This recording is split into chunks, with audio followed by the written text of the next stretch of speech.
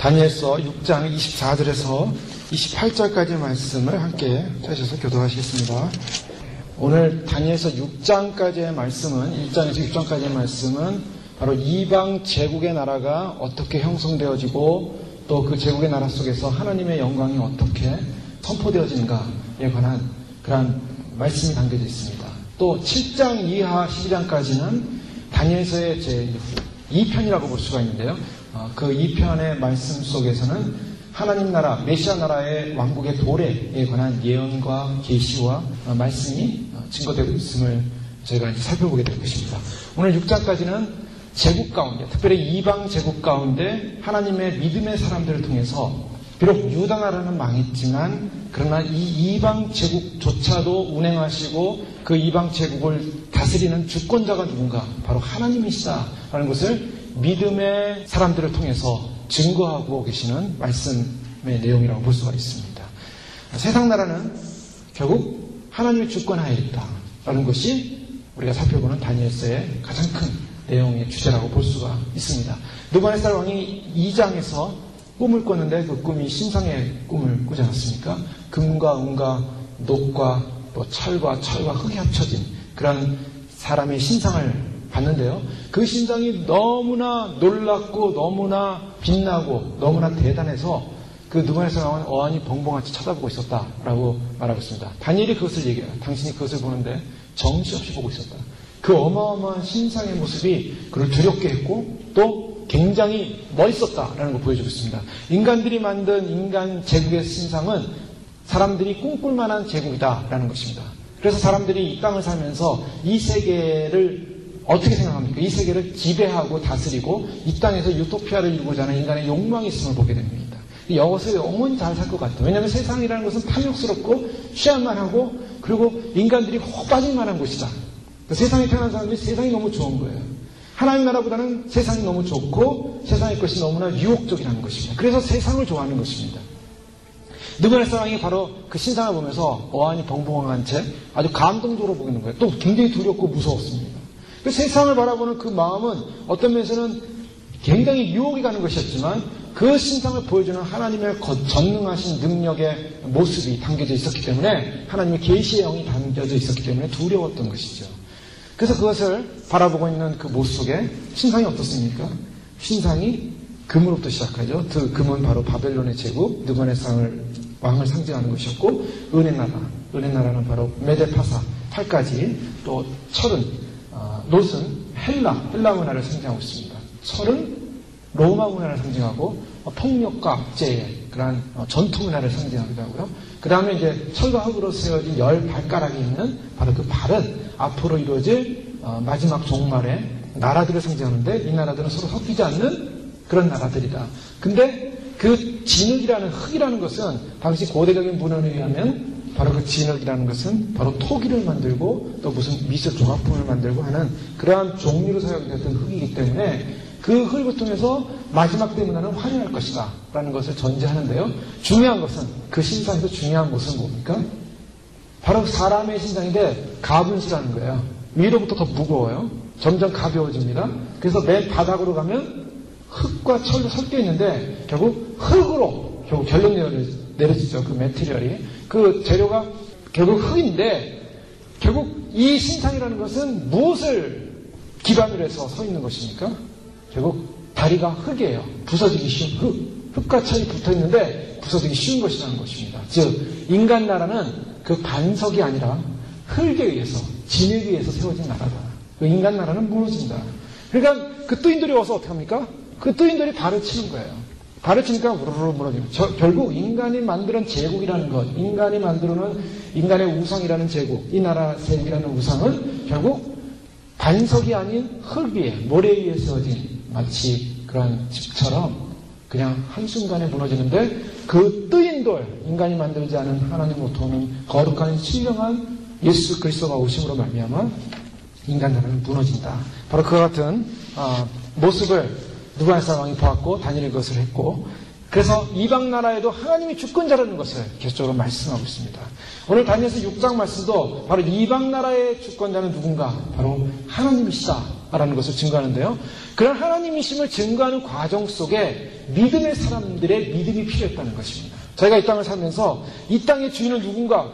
바로 하나님이십니다. 하나님이심을 증거하는 방법이 뭔가? 그것은 하나님을 믿는 사람들의 믿음이 결국에는 이 땅을 향하여 하나님이 이 땅의 주권자라는 것을 증거한다는 것입니다. 그래서 사드락, 메삭, 아벳느고가 풀무불에 들어감에도 불구하고 그들은 신상에 절하지 않는, 느부갓네살이 만든 금신상에 절하지 않은 말미암아 결국 풀무불 살아나서 하나님이 주권자라는 것을 증거했죠. 오늘 다니엘서 6장에서도 다니엘을 통하여, 즉 이 땅의 제국 속에 하나님만이 주권자시고 하나님만이 섬겨야 돼. 즉 인간의 법 이상의 상위법이 존재하고 있는데 그 상위법은 바로 하나님의 법이요, 하나님을 섬기는 것이요, 그 하나님을 섬기는 그 법 안에 있는 백성들을 통하여서 하나님은 하나님의 주권자이심을 선포하고 증거하고 있는 것을 말씀하고 있습니다. 따라서 저희들이 이 땅을 살면서 이 땅에 다시 오실 예수님, 이 땅에 다시 오실 메시아의 나라, 이 땅에 다시 이루어질 영원한 주님의 나라를 우리가 증거하고 선포하고, 이 땅은 결국 무너질 수밖에 없는 땅임을 선포하는데, 그 선포하는 방법이 무엇입니까? 그 선포하는 방법은 바로 우리의 믿음에 있습니다. 우리가 믿음으로, 말씀으로 진리의 길을 걸어갈 때 세상은 놀랄 것이고 세상은 두려울 것이고, 세상은 정치, 경제, 사회, 문화를 통해서 움직이는 것 같지만 사실 세상의 역사는 바로 믿는 그리스도인, 믿고 준비하는 그리스도인들, 특별히 마지막 시대에 주님 오심을 준비하는 주의 거룩한 신부들에 의해서 세상은 그리스도가 영원히 통치할 바로 그런 대상이고, 바로 주님은 다시 오셔서 이 땅에 천년왕국을 통하여 메시아의 나라는 왕국을 이룰 뿐만 아니라 앞으로 영원한 새하늘과 새 땅을 이루실 것이다. 바로 그것을 우리는 이곳에서 우리가 가진 믿음을 통하여 증거하고 증명하고 선포하게 되는 줄 믿습니다. 바로 다니엘은 바로 그런 역할을 하고 있는 것입니다. 오늘 다니엘 6장에 보면 이제 페르시아 나라가 시작이 됐습니다. 하나님의 신상을 통해서 느부갓네살 왕에 보여준 그 꿈을 통해서 하나님은 인간이 아무리 그 나라 제국을 오래 존속시키려고 해도 존속시킬 수가 없습니다. 하나님은 계획하에 움직이고 있습니다. 그래서 금의 시대가 끝나는 거죠. 그래서 은혜 시대가 오는 것입니다. 우리가 성경을 잘 보면요, 사람들은 세대주의를 비판을 합니다. 보통 장로교 신학에서는 세대주의를 비판을 해요. 왜 세대주의가 비판이 되는가?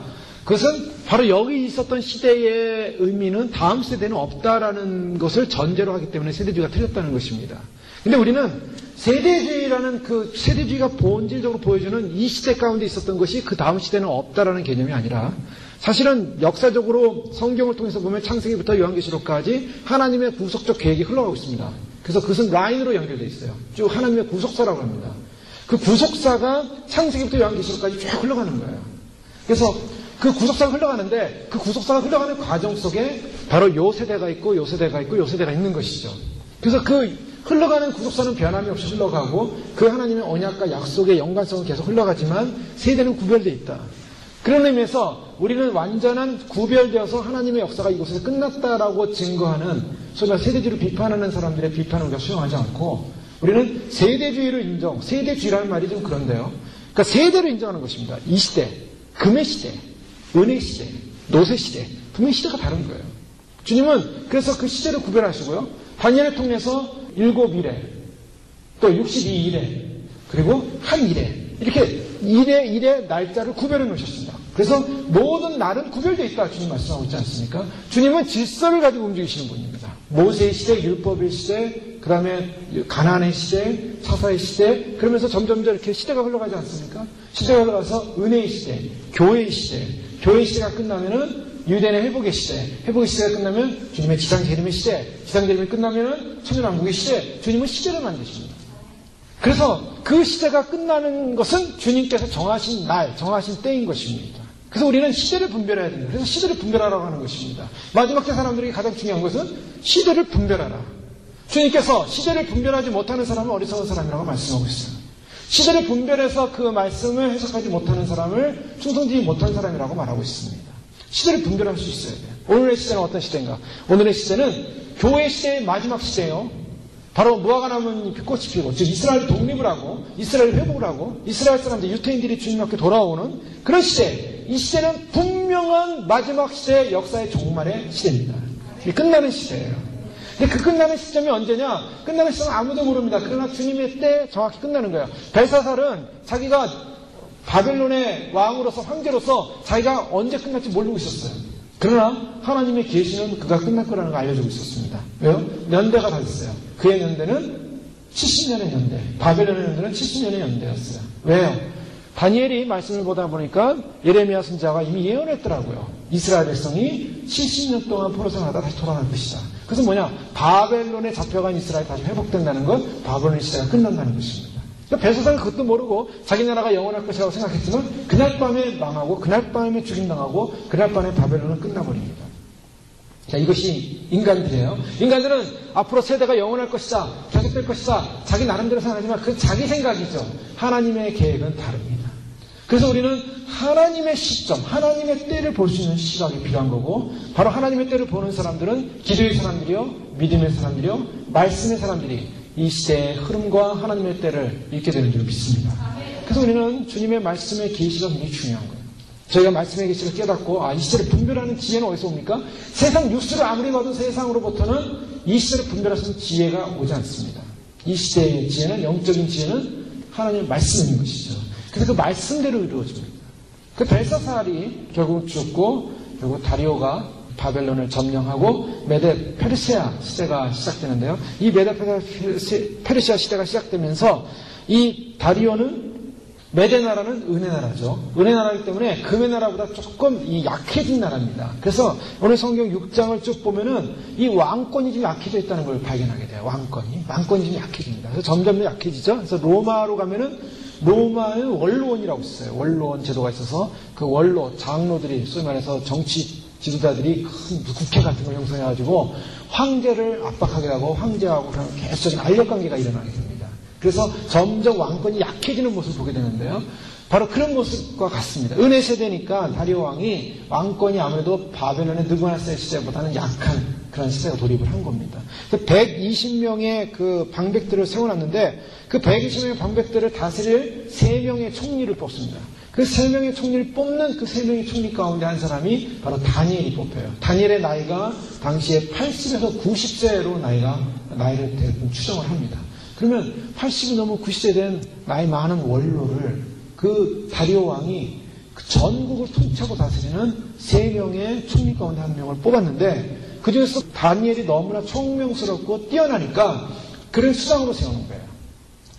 그러니까 나머지 2명과 그 외의 방백들이 이건 유다에서 잡혀온 다니엘로 알려져 있고 또 이방 사람으로 알려져 있는 이 다니엘이 그 나이 많은 사람이 자기들의 수장이 됐다라는 것이 불평이고 불만이 많았던 것 같아요. 그래서 이 정치적인 알력이 문제가 생기죠. 그들은 결국 자기들의 정권 야욕을 위해서 다니엘을 결국 제거하려는 그런 마음을 품고 다니엘의 그런 약점을 살펴보려고 다니엘을 살펴봅니다. 그런데 다니엘의 모습은 어떻습니까? 다니엘의 모습은 성경에 표현하기를 아무런 틈도 아무 허물도 얻지 못하였다. 그렇게 표현하고 있어요. 4절에 보니까 이에 총리들과 방백들이 국사에 대하여 다니엘을 고소할 틈을 얻고자 하였으나 능히 아무 틈 아무 허물을 얻지 못하였으니 이는 그가 충성되어 아무 그릇함도 없고 아무 허물도 없음이었더라. 자, 이 부분입니다. 다니엘이 너무나 허물이 없고 깨끗하고 충성되니까 바로 다른 사람들이 사실 다니엘에 대한 경계심을 가질 수밖에 없죠. 다른 사람들은 어떻겠습니까? 정치하는 사람들, 그 정치 속에 많은 음모가 있고 정치 속에 많은 죄들이 있을 수 있지 않습니까? 다니엘은 바로 그런 죄가 없는 사람이었어요. 그런 허물이 없다라고 말했어요. 정직했어요. 바랐어요. 흠이 없었어요. 고소할 틈을 얻고자 했지만 고소할 수 없었어요. 그러니 그것을 바라보는 죄인들, 즉 정권 야욕에 가득 차 있는 죄인들은 아주 배가 아픈 것입니다. 그리고 그런 정직한 자가 있으면 자기들이 계속 부정을 할 수가 없어요. 자, 이것이 문제죠. 세상은요, 왜 의로운 사람을 핍박하냐? 의로운 사람이 없어져야 자기들이 죄를 마음대로 짓기 때문입니다. 그래서 기독교인들이 어떠한 세상의 무리 속에 들어가면 세상은 불편해해요. 왜요? 그 사람 때문에 분위기가 자기들이 마음대로 못하는 거예요. 술자리에 가서 기독교인이 술을 안 마시면 그 사람 때문에 괜히 술 분위기가 망쳐지잖아요. 마음껏 술을 먹어야 되는데, 죄를 져야 되는데. 그러니까 그 기독교인은 싫어하는 거예요. 세상 속에서 기독교인이 바르게 살려고 하는 그것 때문에. 그래서 세상은 싫어하더라. 그 세상은 원하는 게 뭡니까? 기독교인이 없었으면 좋겠다는 거예요. 이 세상이 마지막 때가 될수록 점점 타락하고 정신적으로, 영적으로 점점 타락하지 않습니까? 이 미국이라는 나라가 점점 타락하고 있지 않습니까? 타락하니까 그 다음에 원하는 게 뭐예요? 거룩하게 살고자 하는 믿음의 사람들에 대해서 불편하기 시작하더라는 거예요. 도덕적인 룰을 가지고, 양심의 룰을 가지고, 영적인 그런 말씀의 룰을 가지고 통제하려고 하니까 우리는 마음대로 우리가 살고 싶은 만큼 살아야 되는데, 죄를 짓고 살아야 되는데, 마음껏 법을 개정하며 살아야 되는데, 이 기독교가 이걸 막고 있어요. 그러니까 이 기독교를 없애자. 그래서 기독교 탄압을 하는 것입니다. 즉 그것은 마귀의 역할이죠. 마귀는 기독교가 있음으로 말미암아, 하나님의 사람들이 있음으로 말미암아 마음껏 자기 세상을 펼 수가 없는 거예요. 그러니까 점점점 하나님의 사람들을 목을 졸라오고 그리고 공격하려고 하고 쫓아내려고 하는 것이죠. 그런 이제 세대로 가는 것입니다. 바로 다니엘 주변에 있었던 바로 정권자들은 그들은 다니엘을 고소하려고 찾았는데 다니엘을 고소할 게 없었어요. 그래서 그들은 더 다니엘에 대한 마음이 악해졌을 거예요. 자, 이 부분은 예수 그리스도에 대한 모습과도 비교가 될 수가 있습니다. 그래서 다니엘 6장은요, 바로 다니엘의 모습을 통해서 예수님을 모형적으로 보여준다라는 것으로 많이 설명을 하기도 합니다. 이것은 이제 통일적 해석이 될 수도 있는데요. 모형론적으로 그렇다는 거예요. 요셉이 고난을 당하는 거 마치 예수님이 고난을 당하는 것과 같다라고 시편에서는 착고를 당하고 애매히 고난을 당했다라고 표현하고 있지 않습니까? 구약적 인물들은 바로 예수님의 구원적 사건의 하나의 모형으로 드러나는데 다니엘의 모습도 그렇다는 거예요.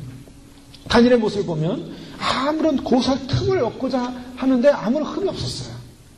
아무 틈, 아무 허물도 발견하지 못하고 오히려 충성됐고 또 아무 그릇함도 없고 아무 허물도 없습니다. 예. 자, 예수님을 고소하려는 많은 사람들, 예수님 당시에 예수님을 고소하려고 했는데 예수님을 고소할 만한 어떤 것이 없었어요. 그래서 무조건 고소할 틈을 얻고자 했고 예수님을 살펴봤는데 예수님은 흠없는 분이요? 예수님은 죄가 없는 분이었어요. 완벽한 분이었습니다. 자, 바로 그러한 모습들, 부정이 없고 잘못함이 없는 그러한 모습에 바로 다니엘을 향하여 그들은 더욱 초조했을 것입니다. 그런데 이들이 추구하고자 했던 다니엘을 없애고자 했던 이유가 무엇인가? 그 이유는 그들 이 말씀 속에 자세히 나와 있는데요. 4절 말씀 보니까 이에 총리들과 방백들이 국사에 대하여 다니엘을 고소할 틈을 얻고자 하였으나, 자, 이 국사에 대하여라는 이 표현이 굉장히 의미가 있습니다. 국사에 대하여라는 이 표현은 다른 표현으로 하면은 왕국에 관한 것이다. 왕국에 대하여. 그래서 왕국에 관하여 다니엘을 고소할 틈을 얻고자. 즉 왕국을 위해서. 이 악한 자들의 특징은 뭐냐면 자기들의 왕국을 형성하고자 하는 그 마음, 악한 자의 왕국을 형성하고자 하는 그 마음.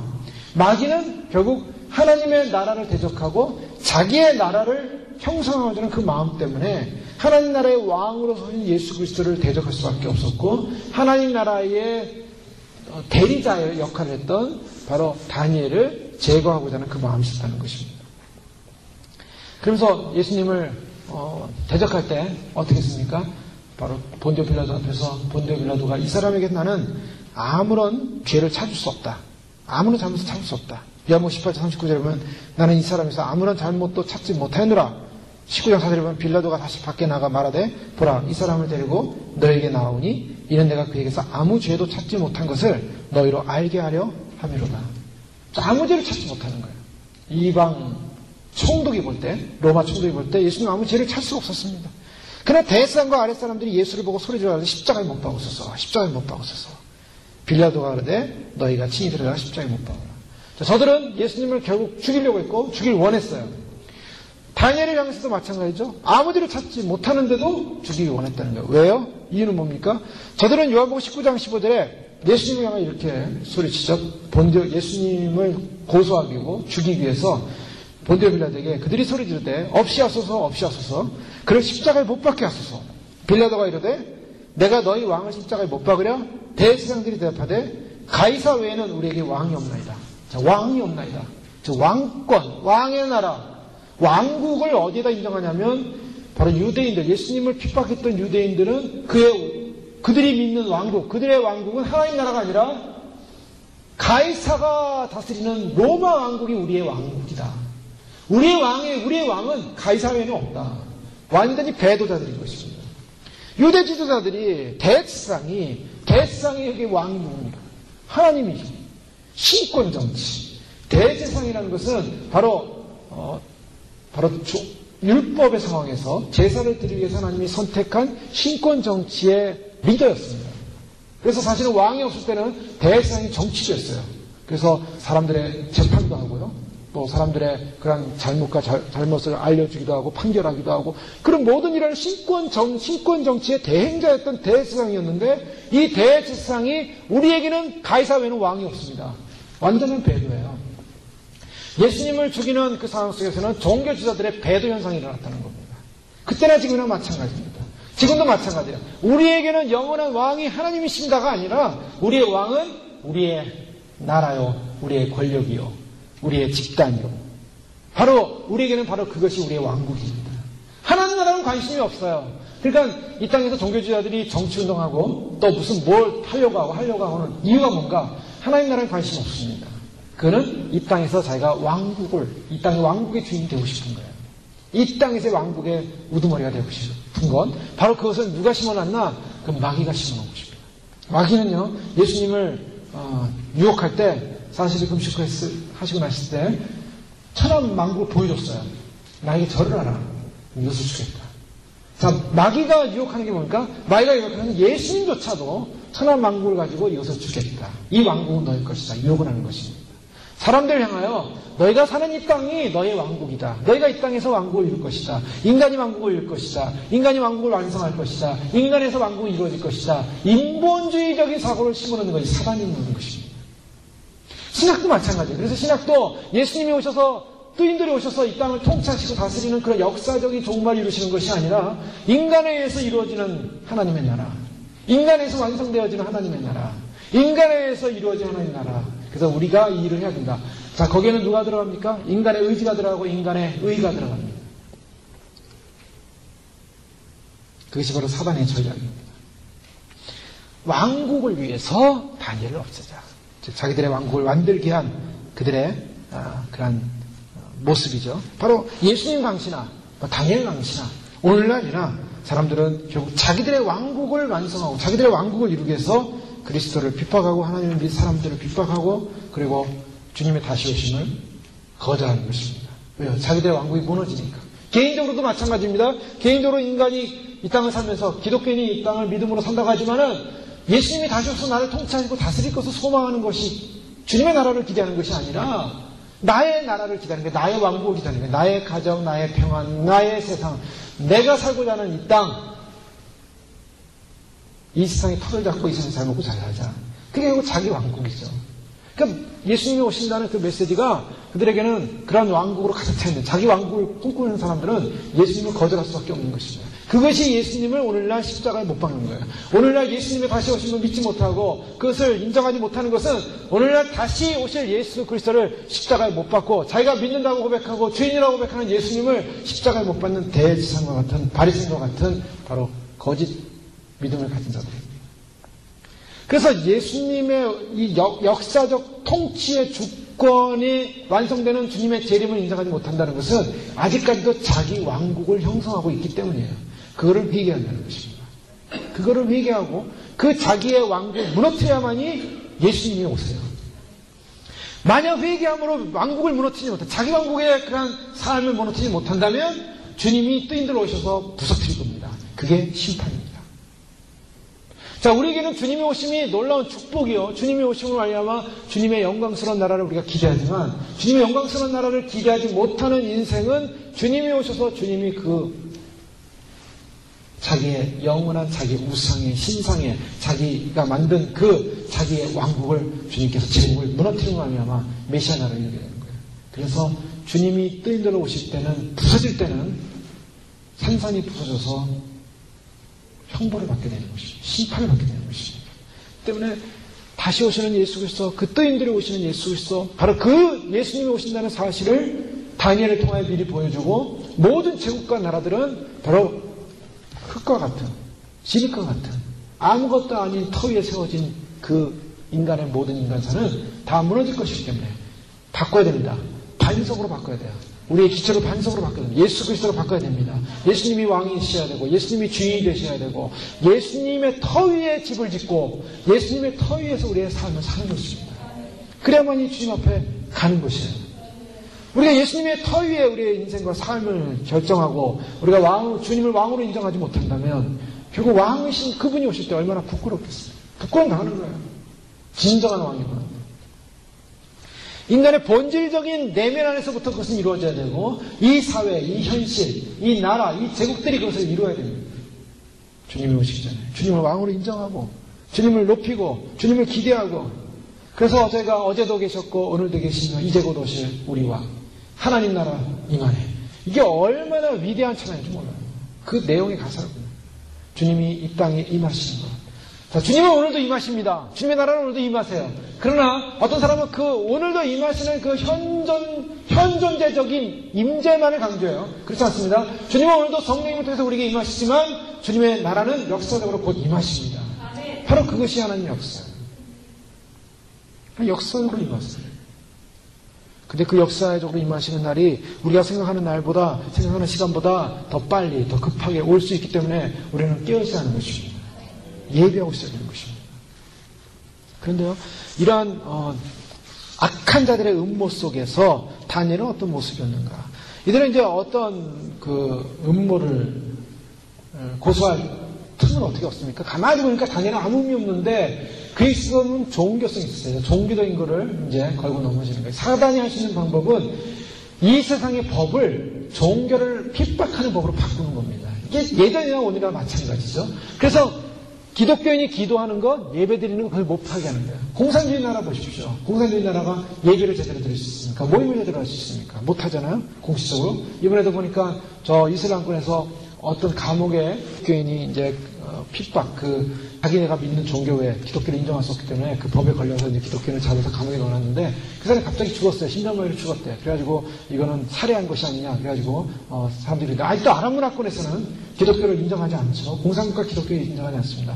마귀가 장악하고 있는 사단이 장악하고 있는 세상은 결국에는 믿는 사람들의 믿음의 행위를 이제 압박해 오는 겁니다. 이들은 고사할 틈이 뭔가 결국 법을 바꾸는 거예요. 법을 바꿔서 결국 30일 동안 왕 외에 어떤 누구에도 기도하는 모습을 보고 기도에 대해서 공격하는 거예요. 기도하는 자가 있으면은 그 자는 사다굴에 집어넣는 걸로 합시다. 그런데 이 이제 총리들이 모여서 다니엘을 빼고 2명의 총리와 다른 사람들이 모여서 그것을 이렇게 개인하고 왕에게 가져왔습니다. 근데 참, 이 다리오 왕을 가만히 보면요. 다리오 왕이 다니엘을 얼마나 신뢰합니까? 우리 6장 전체 쭉 보면 다리오 왕이 나중에 그 법에 다니엘이 걸려온 것을 보고 마음이 너무나 아프고 힘들어요. 그리고 다니엘을 할 수 없이 자기가 만들어놓은 법이기 때문에 그것을 바꿀 수 없어서 다니엘을 사자굴에 넣지만은 밤새도록 잠을 못 잡니다. 그리고 막 그 음악도 다 제거시키고 그냥 밤새도록 금식하면서 너무나 괴로워하면서 새벽이 되자마자 달려가요, 사자굴에.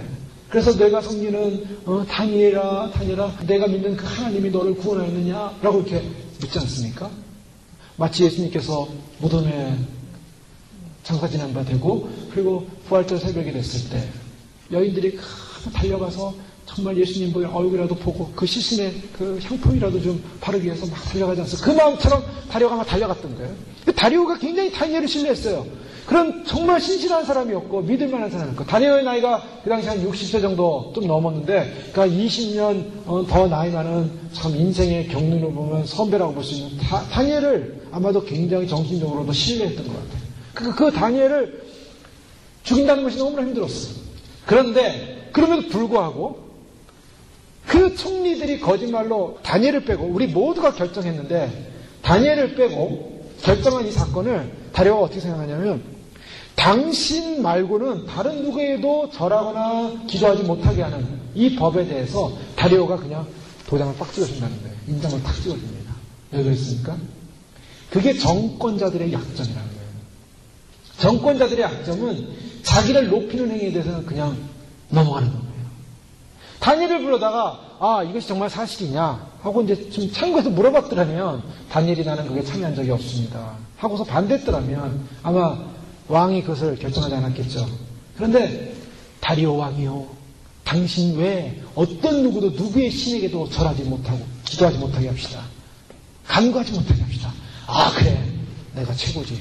이 인간이 넘어가는 건 한순간이죠. 어떻게 한순간 넘어갑니까? 자기를 높일 때 인간은 넘어간다는 거예요. 그러니까 사람은요 그렇게 약한 거고 그 인간의 어떤 정권 욕망, 자기를 높이고자 하는 욕망 앞에서는 인간은 무너질 수밖에 없는 연약한 존재라는 걸 볼 수 있습니다.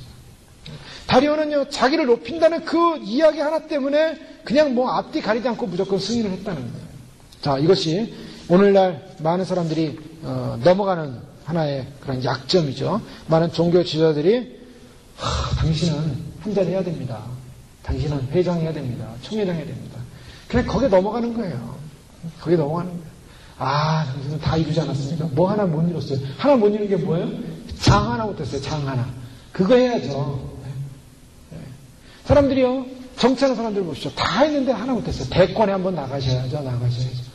그래서 나가는 거예요. 사람들이 넘어가는 거예요. 넘어가요. 주변에 있는 사람들이 자꾸 세우면은 당신은 위대한 사람, 당신 존귀한 사람, 당신 높아진 사람이면서 자기 높아지겠다는 게 싫어하는 사람이 있어요. 바로 그 부분에 있어서 인간의 약함이 드러나는데 다리에는 거기에 속았어요. 이게 사단에게 넘어가는 겁니다. 사단에게 넘어가는 비결은 뭔가? 바로 그것은 자기가 높아질 때. 즉 이방 나라의 제국의 모습은 뭡니까? 이방 나라 제국의 모습은 신상을 만들고 자기를 높이는 거예요. 그래서 결국 인간은 뭐냐? 인간의 모습은 결국 인간이 이 땅에서 잘 먹고 잘 살아서 결국은 뭐 할 거냐? 인간이 잘 먹고 잘 살아서 결국은 자기 우상을 만들더라는 거예요. 그것이 인간의 약점입니다. 자기 우상을 만들어서 결국에는 부유해지면 뭡니까? 부유해지면 다른 사람을 섬기고 다른 사람을 돕는 게 얼마나 좋겠어요. 그런 사람도 있죠. 그런데 많은 사람들이 자기 우상 속에 빠지는 거예요. 많은 학문이 자기 우상 속에 빠지게 하고 많은 세상적인 지위가 자기 우상 속에 빠지게 하고 그래서 법을 만들었죠. 법을 만들어서 이제 금령에 대하여 참으로 30일 동안 누구든지 왕의 어느 시적이나 사람에게 구하면 사자굴에 던져놓기로 하기로 했습니다. 그런데 그 어인이 찍힌 법령이 이제 개정됐음을 알면서도 다니엘은 어떻게 했습니까? 오늘 6장 10절에 보면 어인 찍힌 것을 알고도 자기 집에 돌아가서는 그 방이 예루살렘으로 향하여 열린 창에서 전에 행하던 대로 하루 3번씩 무릎을 꿇고 기도하며 그 하나님께 감사하더라. 자, 여기서 이제 다니엘의 위대함을 볼 수가 있는 것입니다. 그리고 또한 저희들이 신앙적인 도전도 받고 또 우리가 어떻게 살아야 될 것인가를 보여주는 말씀이죠. 즉 어인이 찍힌 것을 알았습니다. 이것은 무엇을 말하냐면 이것을 세상의 법, 왕이 세운 법을 순종하지 않으면 자기가 죽을 수 있다라는 죽음의 위기가 오는 거예요. 자, 죽을 수 있다. 그럼에도 불구하고 그는 전혀 요동하지 않습니다. 그냥 자기 집에 돌아가서는 그 방이 예루살렘으로 향한 열린 창에서 전에 행하던 대로 요동하지 않아요. 전에 행하던 대로 하루 3번씩 무릎 꿇고 기도하더라. 다니엘은 어떤 방법을 선택했습니까? 다니엘에게 2가지 선택밖에 없습니다. 문을 닫고 골방에 들어가서 기도를 하든가 아니면은 하나님이 30일 정도 기도 안 한다고 내가 내 인생에 크게 문제가 생길까? 30일인데 1년도 아니고 30년도 아니고 30일인데 그냥 30일만 기도 금식하자 하고서 기도를 안 할 수도 있었겠죠. 근데 다니엘은 그냥 여전히 전혀 요동하지 않아요. 그냥 여전히 집에 가서 열린 창문, 예루살렘에 창문이 열려 있었고 거기서 여전히 감사하며 세공이 됐어요. 감사했다 그랬어요. 뭐가 감사했습니까? 거기서 기도하면 이제 법에 걸려서 자기가 사자굴에 들어갈 수도 있는데 뭐가 감사합니까? 뭘 감사했을 것 같습니까? 전에 말씀하면서 다니엘은 무엇을 감사했을까? 무엇을 감사했을까? 아마 그의 마음속에 여러 가지가 있었겠어요. 하나님, 이제까지 지켜주신 것도 하나님의 은혜입니다. 80평생, 90평생을 살면서 이방 땅에서 정말 하나님의 계시와 은혜를 받으면서 믿음으로 살 수 있었던 것, 하나님의 은혜였습니다. 믿음을 지켰었던 것, 하나님의 은혜였습니다. 하나님, 내가 사자굴에 들어간다 할지라도 저는 개의치 않습니다. 하나님이 나와 함께 하시고 지금도 함께 하시고 또 앞으로도 영원히 함께 하실 것이기에 저는 두렵지 않습니다. 그 믿음을 주셔서 감사합니다. 그랬을 것 같아요. 그리고 사실은 이제 7장이야 이제 9장으로 쭉 가면요. 다니엘이 기도를 시작할 때 가브리엘 천사가 내려옵니다. 가브리엘 천사가 하늘로부터 앞으로 있을 정말 계시에 대한 메시지를 가지고 내려와요. 다니엘은요, 오히려 위기 상황 속에서 전혀 요동하지 않고 하나님 앞에 감사함으로 기도할 때 하늘의 계시를 받는 그런 은혜가 주어집니다. 자, 이것이 바로 신앙에 있어서의 정곡법이라고 할 수 있습니다. 그냥 우리는요, 정면 돌파입니다. 정면 돌파. 이 정면 돌파는 뒤로 물러날 수 없는 우리의 가야 할 믿음의 행진이라고 할 수가 있는 것이죠. 세상이 법을 만들어서 그거를 막는다 할지라도 우리는 그 법 앞에 두려워할 필요도 없고 떨 필요도 없고 우리가 가야 할 믿음의 길을 가는 것입니다. 그 믿음의 길을 갈 때 우리가 눈물을 흘리면서 슬퍼하면서 또 좌절하면서 절망하면서 가야겠습니까?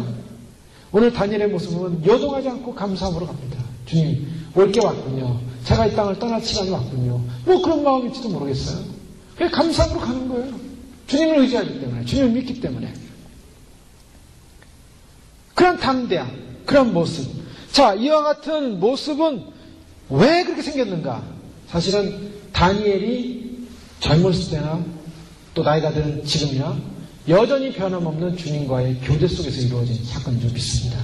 그냥 어느 순간에 생긴 게 아니에요. 변함없이 주님과 함께 교제해 왔어요. 변함없이 주님 앞에서 하루에 3번씩 기도했어요. 평생을 기도한 그 기도를 이까지 법 하나 때문에 다니엘이 무너질 사람이 아니었습니다. 벨사살 앞에서 손이 나와서 글을 썼는데 그 벨사살을 향하여 너의 잘못, 하나님의 영광을 가린 너의 잘못에 대해서 지적했던 다니엘이 제국의 왕을 두려워했겠습니까? 제국의 법을 두려워했겠습니까? 다니엘에서 두려운 것은 하나님의 법이었고 하나님의 왕권이었고 하나님의 주권이었습니다. 다니엘은 세상 법이 두렵지 않았어요. 전혀 요동하지 않습니다. 여러분, 이것이 우리에게 중요하죠. 우리가 이 땅을 살면서 우리의 삶의 가치관이 세상 법에 의해서 지배받는 삶이냐 아니면 하나님의 법에 의해서 지배받는 삶이냐에 따라서 우리는 세상을 대하는 태도가 달라질 것입니다. 우리는 세상 법에 지배받지 않습니다. 바로 그런 날이 올 거예요. 그런 날이 오더라도 우리는 세상 법과 상관없는 주님의 법대로 가는 것입니다. 바로 그런 날, 그런 순간이 올 때 우리는 요동할 필요가 없습니다. 믿음의 길을 가는 거예요. 근데 믿음의 길을 가는 사람에게 주어지는 축복이 뭡니까? 믿음의 길을 가는 사람에게 주어지는 축복은 2가지입니다. 하나는 살아서 주의 영광을 보는 것이고 하나는 죽어서 주의 영광을 보는 거예요. 근데 중요한 것은 결론이 뭡니까? 주의 영광을 본다는 것입니다. 주님이 영광을 우리에게 보여주신다는 그 영광이 뭡니까? 영광스러운 주님의 나라로 들어간다는 거예요. 다니엘은 사자굴에 들어갔지만 살았습니다. 그래서 다니엘은 정말 믿음으로 정면 돌파를 했죠. 정면 돌파했는데 결과는 뭡니까? 결과는 박해였어요. 자, 믿음의 삶에는 박해가 온다는 거예요. 박해가 오죠. 믿음의 삶에는. 그래서 박해가 오는데 그 박해를 두려워하지 않고 믿음으로 정면으로 돌파했더니 결국은 뭡니까? 하나님이 기적으로 보호하시더라. 자, 이것이 1차적인 축복이요. 또 한 가지는 기독교 역사를 통해서 그럼 다 다니엘 같은 사람들만 있었는가? 그렇습니까? 그렇지 않죠. 기독교 역사에서 수많은 사람들이 사자들에 의해서 찢김을 당하고 죽임을 당했습니다. 그런데 그들이 부끄러웠습니까?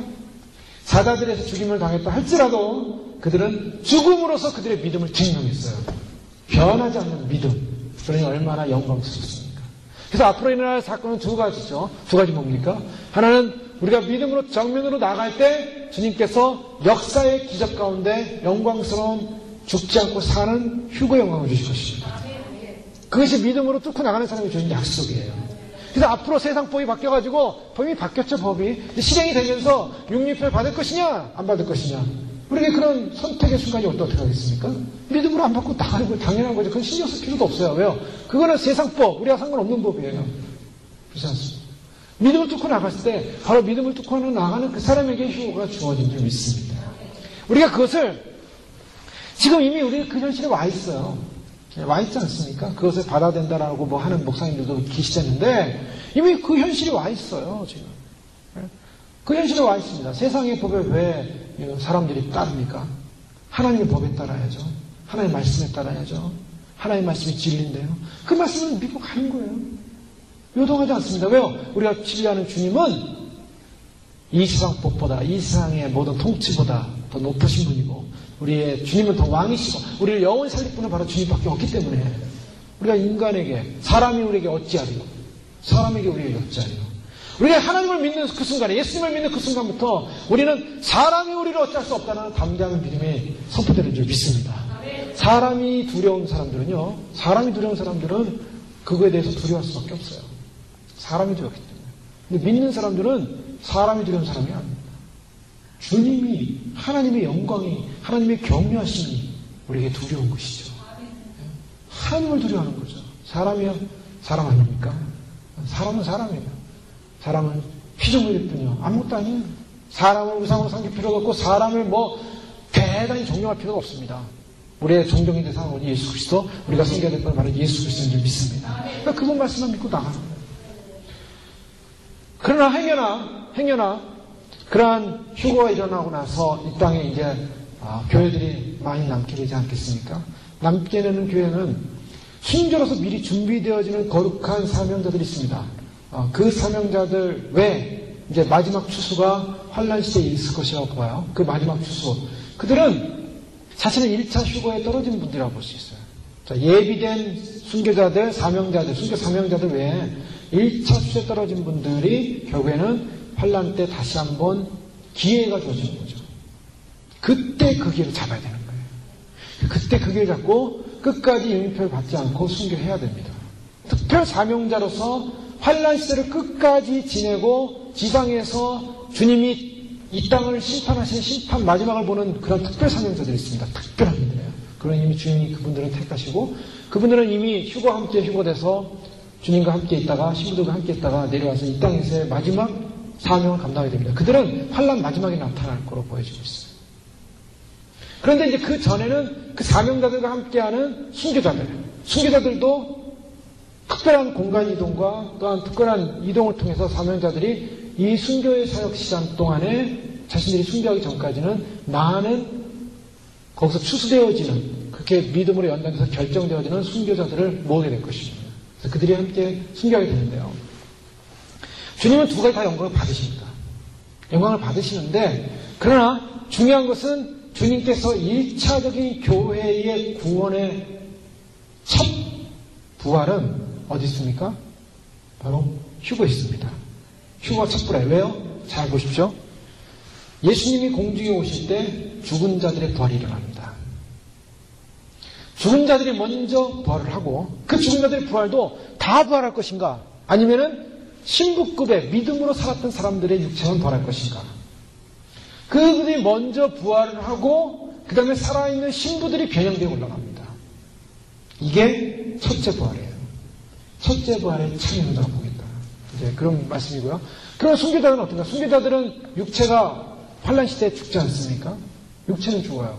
그런 영이 살아서 이제 순교영에 올라가게 되죠. 그 순교영이 언제 완성될까?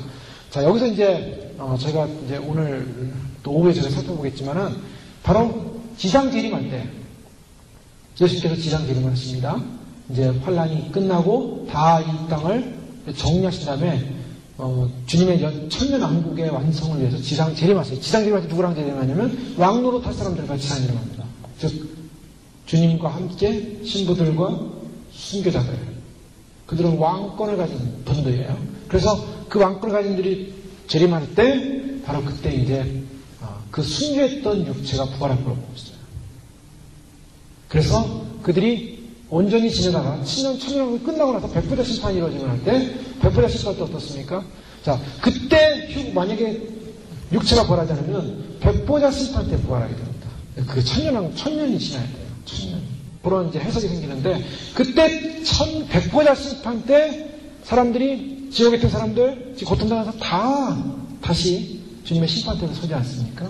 다 심판대 앞에 섰다가 거기서 심판을 받고 다시 영원한 불못으로, 그때는 영원한 불못이에요. 그때 불덩어리 속에 들어가야죠. 전부. 영원한 불못으로 들어가는데 그 영원한 불못이 둘째 사망입니다. 한 번 죽어서 다 지옥 가 있죠? 다시 백보자 심판이 나왔다가 심판받고 다시 불못으로 또 들어갑니다. 이게 둘째 사망이에요. 둘째 사망의 해를 당하지 않겠다. 요 둘째 사망의 해를 당하지 않겠다는 것은 첫째 부활과 함께 영원히 죽지 않고 영생인을 받고 들어간다는 거예요. 주님의 계획이 그렇게 돼 있어요, 앞으로. 그러니 우리는 두렵지 않은 것입니다. 믿음으로 나가는데요. 다니엘에 있어서 이와 같은 기도를 할 수 있었던 것이 뭔가? 다니엘은 평생을 솔로몬의 기도를 붙잡고 기도를 했어요. 솔로몬이 열왕기상 8장 46, 49절에 보면 범죄하지 아니하는 사람이 없사오니 그들이 주께 범죄함으로 주께서 그들에게 진노하사 그들을 적국에게 넘기심에 적국이 그들을 사로잡아 원근을 막론하고 적국의 땅으로 끌어간 후에 그들이 사로잡혀간 땅에서 스스로 깨닫고 그 사로잡은 자의 땅에서 돌이켜 주께 간구하기를 우리가 범죄하여 반역을 행하며 악을 지었나이다 하며 자기를 사로잡아 간 적국의 땅에서 온 마음과 온 뜻으로 주께 돌아와서 주께서 그들의 조상들에게 주신 땅 곧 주께서 택하신 성읍과 내가 주의 이름을 위하여 건축한 성전 있는 쪽을 향하여 주께 기도하거든 주는 계신 곳 하늘에서 그들의 기도와 간구를 들으시고 그들의 일을 돌아보시오며.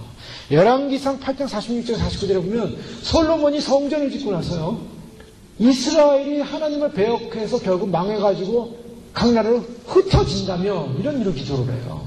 예언적 기도를 했어요.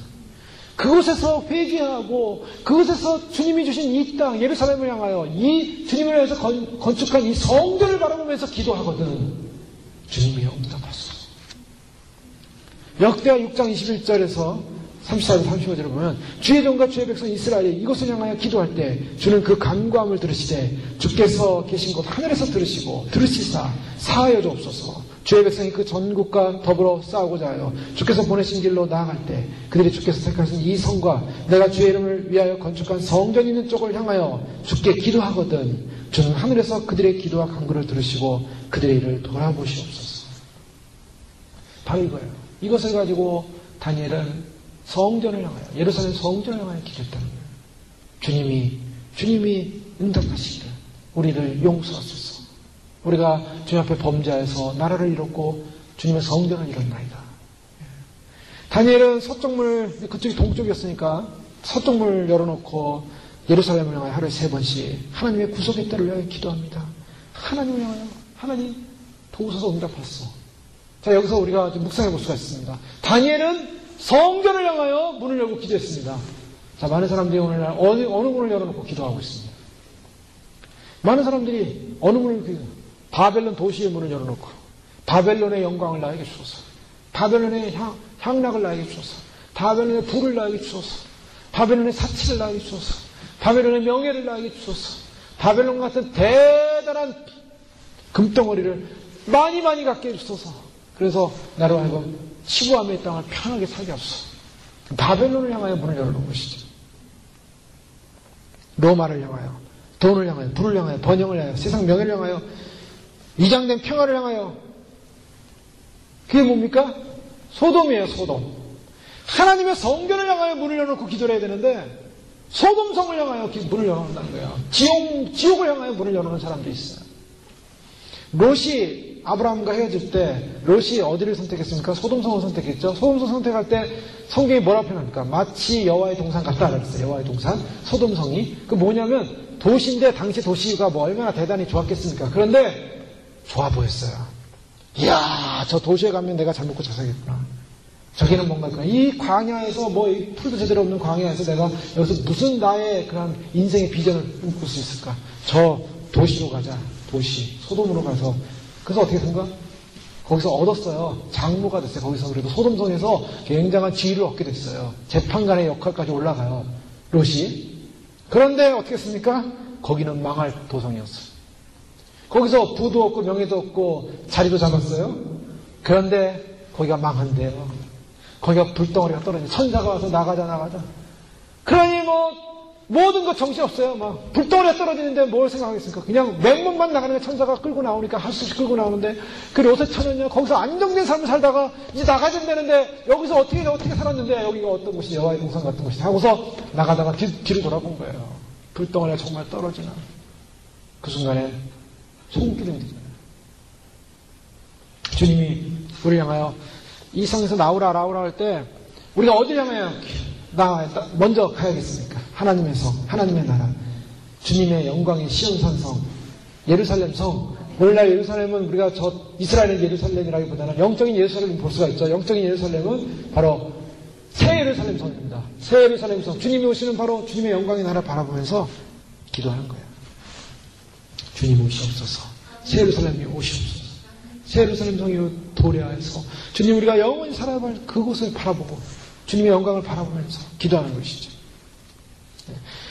기도했습니다. 기도는 하나님의 통치를 믿는 사람의 가장 강력한 무기인 줄 믿습니다. 그래서 하나님의 우리가 통치를 믿기 때문에 기도하는 것입니다. 하나님께서 우리가 기도함으로 말미암아 하나님께서 그 기도를 들으시고 응답하시는 하나님의 응답을 받는 역사는 기도에 있습니다. 그래서 하나님 우리가 기도할 수밖에 없습니다. 근데 이런 기도를 통해서 결국 어떻게 됩니까? 박해가 오죠. 박해를 받습니다. 박해받아도 그런 기도의 항상성, 기도를 포기하지 않습니다. 기도를 통해서 어떤 역사가 일어납니까? 기도를 통해서 하나님의 은혜가 이루어져요. 이엠 바운즈라는 유명한 분 있죠. 1901년에 기도의 능력에 관한 책을 썼는데 그분이 쓴 기도에 관한 책들이 많이 있지 않습니까? 그런 기도를 이렇게 표현하고 있습니다. 죄의 사슬을 끊는 문제라면 얘기가 달라집니다. 그것을 위해서라면 뜨거운 열심과 천재성과 고귀한 사상보다 강력한 신적인 능력이 있어야 합니다. 하나님을 떠나 부패한 심령을 다시 하나님께로 돌이키려면 훨씬 큰 무엇이 필요합니다. 깨어졌던 관계를 회복하고 순결하고 능력 있는 교회의 모습을 재건하려면 하나님 주시는 기름 부으심이 필요합니다. 다른 것은 아무 소용이 없으며 오직 기름 부으심만이 이것을 감당할 수 있습니다. 그러면서 결국 세상의 지식, 천재성, 뜨거운 열심, 고귀한 사상 이 모든 것은 부패한 심령을 바꿀 수 없고 하나님께로부터 해결돼야 될 그런 죄의 사슬을 끊을 수가 없고 결국에는 세상에서 우리의 영적인 문제를 해결할 수 있는 유일한 가장 강력한 파워는 어디 있는가? 바로 기도에 있다라고 그는 선언하고 있습니다. 자, 기도를 통해서 바로 이런 영적인 기름 부으심과 파워를 느끼게 되는 것이죠. 바로 다니엘은 그것을 알던 사람입니다. 세상의 어떤 법보다도 하나님 앞에 기도하고 있을 때 그 기도야말로 나와 하나님 사이 안에서 이루는 강력한 힘이요 능력이요 세상의 어떤 법도 바로 다니엘을 묶을 수 없고 끊을 수 없고 세상의 어떤 것도 하나님과 그의 관계를 포기시킬 수 없는 강력한 힘이다라는 것을 그런 기도로서 선포하고 있는 것입니다. 바로 이러한 기도의 체질화가 그로 하여금 믿음으로 이와 같은 길을 행하게 되는 것이죠. 자, 이런 사건 때문에 결국에는 그런 이제 고소를 당하고 결국 사자굴에 던져지게 됩니다. 사자굴에 던져졌을 때 사자가 이미 와서 천사가 이미 와서 사자들의 입을 막았죠. 그래서 다시 살아나서 나오게 될 때 살아서 주님의 영광을 선포하는 것. 시편 118편 17절에 내가 죽지 않고 살아서 여호와께 하신 일을 선포하리로다. 죽지 않고 살아서 여호와께 하신 일을 선포하리로다. 그런 주님 앞에 기도의 사람이었고 믿음의 사람이었고 어떠한 상황 가운데서도 주님이 자신을 통해 영광 받으신 분이라는 사실을 인정했고 그래서 묵묵히 그 사자굴에 들어가는 것조차도 두려워하지 않았습니다. 그랬을 때 어떤 역사가 일어나냐면 하나님 살리시는 역사. 그래서 저희가 이 마지막 때에 휴거를 소망합니다. 휴거를 소망하는 사람의 특징이 무엇이라고 하겠습니까? 세상이 두렵지 않은 것이고 세상의 법도 두렵지 않은 것이고 오직 주님과의 교제의 기쁨과 감동과 주님으로부터 오는 기름 부으심의 축복과 은혜의 충만으로 우리의 길을 걸어가는 줄로 믿습니다. 바로 그런 상위법, 하나님의 법을 우리가 귀히 여기고 소중히 여기고 믿음으로 달려갈 때 하나님께서 언제 그것을 증명하십니까? 사자굴에 들어갈 때. 즉 세상은 더 큰 환란으로 갈 것입니다. 더 큰 죽음의 바다로 들어갈 것입니다. 지금보다 더 상상할 수 없는 그런 일들로 인해 사람들은 두려워 혼동하며 떨 것입니다. 사람들의 마음속에는 이제 이 세상에 종말이 오는구나 라고 생각하면 두려워할 것입니다. 정말 두려워할 것입니다. 그래서 그 가운데 깨어난 사람은 예전에 누군가 종말이 온다고 그랬는데 예수님 오신다고 그랬는데 그래서 그걸 전해줬던 지사님, 그걸 전해줬던 권사님, 그걸 전해줬던 분들 찾으러 올 것입니다. 정말 예수님 오시려나 봐요. 어떻게 하면 좋습니까? 그런 날이 올까요? 주님이 오시는 날, 주님이 오셔서 휴거가 일어나는 날 우리들의 믿음과 우리들의 신앙과 우리들의 기도와 우리들의 그런 주님에 대한 충절이 증명이 될 것입니다. 휴거예요. 구원입니다. 그거 외에는 증명할 방법이 없어요. 이 세상에서. 그러니까 사람들이 어떤 판단을 하든 사람들이 어떤 정죄를 하든 사람들이 어떤 모습을 가든 우리 주의 말씀을 보여주고 가는 것입니다. 그래서 끝까지 주님을 신뢰하는 것. 그래서 끝까지 주님을 의지하는 것. 바로 그것이 어떤 면에서 이 땅을 살면서 우리가 겪어야 되는 산순교의 길입니다. 자, 주를 위하여 죽고 주를 위하여 죽고자 하는 각오, 마음 없이는 갈 수 없는 길. 그것이 바로 신앙의 길입니다. 바로 다니엘은 바로 죽고자 하는 마음을 가졌어요. 죽을 각오하고 기도했어요.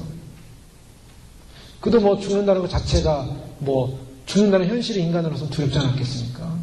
사람들이 나이가 들어갈수록 나이 들었으면 죽어야지 그런데요. 그런데 실제로는요 마음속으로는 죽기 싫어 절대로 죽기 싫어. 이번에 그 일본 쓰나미 날 때 어떤 사람 분 텔레비전 나올 때 인터뷰한 거 잠깐 보니까 죽기 싫다만 반복했대요. 죽기 싫다. 죽기 싫다. 예, 그 엄청난 쓰나미 앞에서 그 사람이 생각한 거는 무신론자죠, 한마디로. 뭐 잡신을 잃어봤자 뭐 누구를 의지하겠습니까? 죽기 싫다. 죽기 싫다. 그 생각만 했대요. 예, 일반 사람들이요. 예수님 모르고 세상 떠나는 사람들, 그 사람들이 원하는 게 뭔지 아세요? 전부 죽기 싫다. 죽기 싫다. 예, 그 생각만 합니다.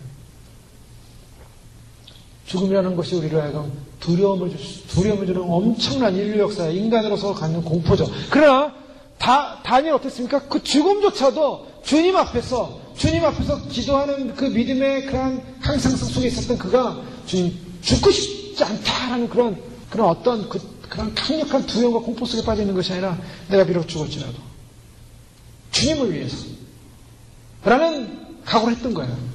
그런 믿음을 가졌던 거예요. 그리고 주님이 그 믿음을 보시고 살리는 겁니다.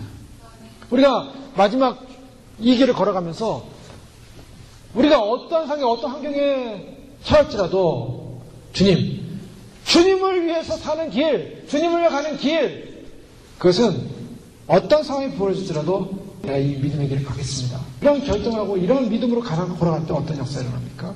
그때 주님 오시는 날 살리는 역사를 이루실 줄 믿습니다. 죽고자 하는 자는 살 것이요. 주님 분명히 말씀하셨어요. 주를 위해서. 그래서 주님이 우리에게 계속적으로 휴거를 소망하는 백성이나 그렇지 않은 사람이나 주님을 위한 그 뜨거운 충정과 헌신은 동일하다고 생각합니다. 동일한 믿음으로 갈 때 우리가 날마다 우리를 그래서 휴거자들에게 주어지는 그 조건이 있어요. 조건이 뭡니까? 휴거 백성에게 주어지는 조건은 거듭남이에요. 그리고 회개입니다. 회개를 통해서 거듭나지는 거고요. 이 거듭남이라는 것은 날마다 자신을 회개하는 거예요. 그 정절을 지키는 겁니다. 제가 어저께 어느 한국에 계신 어떤 지사님이 이제 천국과 지옥 갔다 온 분의 간증을 제가 잠깐 봤어요. 근데 그분이 어느 교회에서 이제 간증을 하신 건데, 이분이 하여간 굉장히 핍박을 받았어요. 남편한테 엄청나게. 남편이 리비아에 그래서 뭐 노동자로 갔던 분인데, 교회 다니면 죽인다 그래가지고, 너 교회 가서 죽을래, 살래? 뭐 이렇게 막 맨날 혼나고, 그래서 나무 위에 맨날 숨어 있다가 남편 가면은 잠들면 뭐 교회 가고, 그리고 뭐 성령을 체험하지 못하고 성령 받고 싶어서야 성령 받는 그런 집회에 갔는데, 그 성령 받지 못하고 그냥 집에 가다가 나오는데 갑자기 성령님이 임해가지고 불을 받아가지고 거기서부터 이제 은혜 체험하는 거예요. 은혜 체험하시고 이제 여러 가지 상황 속에서 이제 천국과 지옥 갔다 오는데, 그래서 가서 천국 주님으로 또 본 메시지를 쫙 이제 알려주는 거예요. 그대로 전하라고. 가감하지 말고. 근데 여러 가지 메시지가 있었어요. 근데 이분이 그 중에서 제일 강조하는 건 뭐냐면 무조건 회개해야 된다는 거예요. 무조건. 그것만 얘기해요. 회개해야 된다고. 그래서 회개하지 않으면 천국 못 들어온다고. 다시 한번 그런 걸 확인하게 되는 거예요. 정말 주님 나라 들어가는 비결이 뭔가? 주님 나라 들어가는 비결이 뭔가? 그것은 우리가 날마다 죽노라. 바울이 날마다 죽노라 그랬어요. 날마다 죽는 날마다 거듭난다는 거예요. 죽어야 거듭나죠. 내가 죽어야 거듭납니다. 그러니까 날마다 나를 죽이라. 나의 죄성을 죽이고 나를 죽이고. 그래서 날마다 죽는다는 그 자체를 회개하는 것이죠. 하나님 앞에 회개합니다. 잘못했습니다. 그래서 계획적으로 회개와 정죄를 통해서 자기를 죽임으로 말미암아 결국에는 날마다 나를 죽이고 거듭남으로 그리고 육의 속성과 싸우고 그것 자체가 순교자의 길을 가는 거예요. 순교자의 길. 예수님을 나의 왕으로 모시고 주님 나를 죽인다는 거예요. 내가 살아나는 건가? 내가 자꾸 살아나니까 나를 죽이고 예수님을 왕으로 모시는 거. 주님만을 왕으로 계속 모시다가 주님 앞에 서는 것이죠. 그래서 주님께서 우리를 준비하라고 하는 건 바로 그 부분이죠. 날마다 거듭을 경험해야 되고 순교를 위해서 그 우리 안에 있는 우리의 죄성을 죽이는 거고, 그래서 우리가 자꾸 죽고 우리를 죽이면 어떻게 됩니까? 자꾸 그래서 거듭나는 게 자꾸 거듭나. 그러면서 예복을 준다는 것이죠. 예비하는 것입니다. 그럴 때 주님께서 결국에는 우리를 영광스러운 생명의 의의 나라 주님 오시는 날 휴거 영광 가운데 인도하시게 된 줄 믿습니다.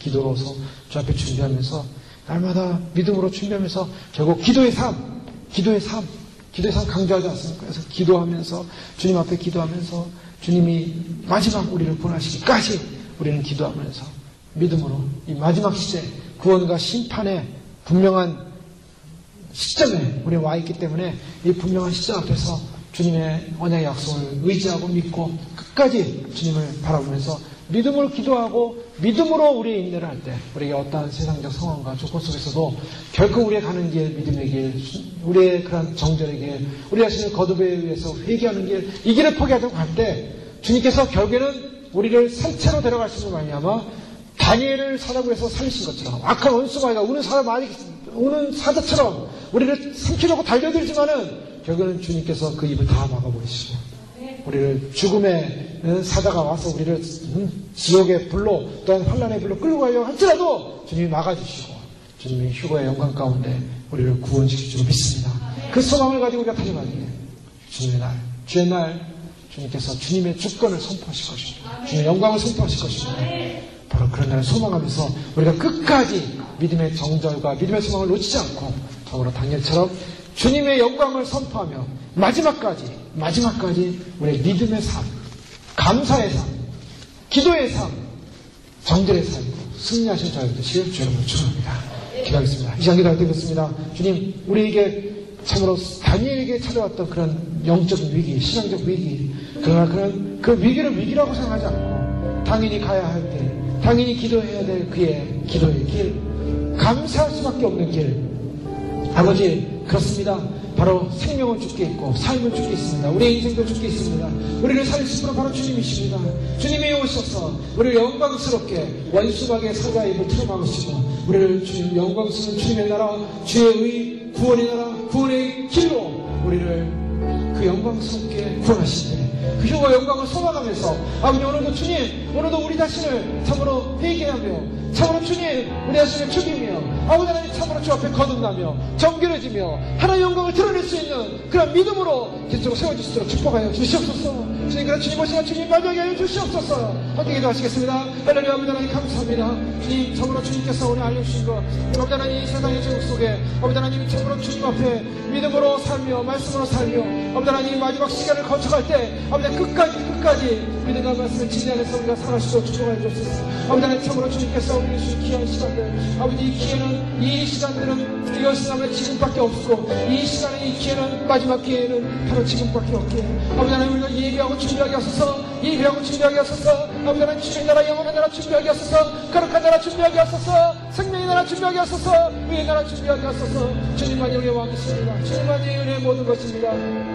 거듭남의 은혜를 누리게 하시고 거듭남의 영광을 보게 하시고 하나님이여 스마라 내가 우리 자신을 죽이며 아버지 하나님 상수의 믿음을 보내며 순기자의 삶을 살며 아버지 하나님 믿음의 삶을 살며 아버지 하나님 그리스도 하나님 앞에서 이 참으로 주님 앞에 서는 그날까지 아버지 하나님 참으로 주님 믿음의 길을 결정하며 아버지 하나님 세상의 법이 우리를 참으로 주님 무너뜨릴 수 없으며 세상의 법이 앞에 우리가 얻으려는 것이 아니라 하나님의 법 하나님의 생명의 법 하나님의 법 하나님의 구원의 법 원수박이 하나박이 적그리스도는 참으로 이 땅의 법을 바꿔서 참으로 믿는 성도들을 넘어뜨리게 하여 믿는 성도들을 참으로 주님 유익편을 받고 참으로 세상 지옥으로 끌고 가기 위해서 저들 아버지는 죽이라나 주님 그래서 저들을 참으로 여러 가지 고통 어려움 가운데 빠뜨리라나 주님 믿음을 끝까지 주시려면 끝까지 주님을 바라보며 아버지 주님 앞에 사람 믿음의 소망의 길을 포기하지 않으며 아버지 끝까지 주님을 바라보며 아버지 끝까지 주님을 의지하며 믿음을 달려가시는 귀한 믿음의 역사를 일으키신 줄 믿습니다. 할렐루야. 아버지 하나님 감사합니다. 주의 거룩한 영광 주의 거룩한 나라 아버지 하나님 주의 거룩한 소망을 향해 달려가게 하시고 아버지 하나님 주의 나라를 향해 달려가게 하시고 믿음을 향해 달려가게 하시고 구원의 영광을 달려갈 수 있도록 하나님 축복하여 주시옵소서. 오르스마 하레스마 하레스마 아버지 하나님 가운데 하나님 거룩한 영광 거룩한 소망 거룩한 믿음 거룩한 생명의 역사를 바라보게 해주시고 아버지 거룩한 구원의 역사를 바라보게 해주시고 거룩한 진리의 역사를 바라보게 하시고 오직 참으로 주님 우리를 구원하시는 하나님의 놀라운 은혜 아버지 거룩한 생명의 은혜 거룩한 진리의 은혜 거룩한 말씀의 은혜 거룩한 구원의 은혜를 말하여 주 앞에 설 수 있도록 하나님 축복하여 주시옵소서. 영광의 주님 소망하오니 영광의 주님 소망하오니 아버지 그 소망하는 참으로 나라를 소망하면서 오늘 달려갈 때 하나님 역사로 승리하게 하시고 믿음의 역사로 승리하게 하시고 말씀의 역사로 승리하게 하시고 진리의 역사로 승리하게 축복하여 주시옵소서. 그러면 우리 가운데 빠져있는 사람들이 있습니까?